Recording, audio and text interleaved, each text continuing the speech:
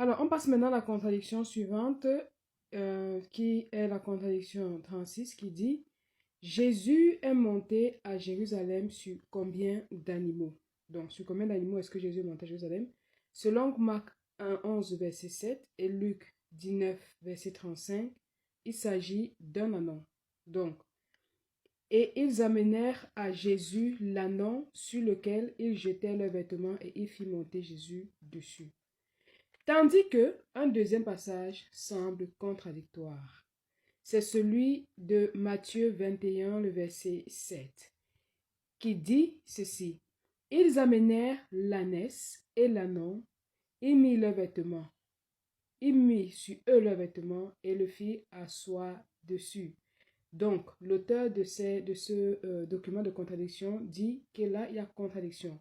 Est-ce que c'était sur un animal, l'ânon, ou alors est-ce que Jésus est monté sur les deux animaux, l'ânon et l'ânesse?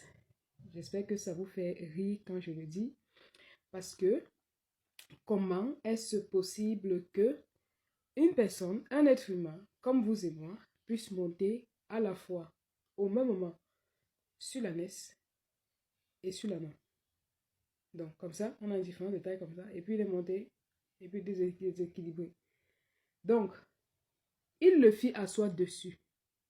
Matthieu n'a pas précisé au-dessus de qui Jésus était assis.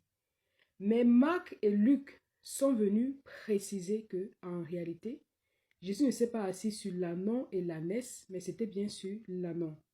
Mais rien n'est au hasard dans la Bible.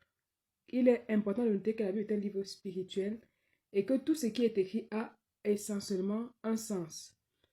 Pourquoi est-ce que l'ânon et l'ânesse ont été amenés à Jésus?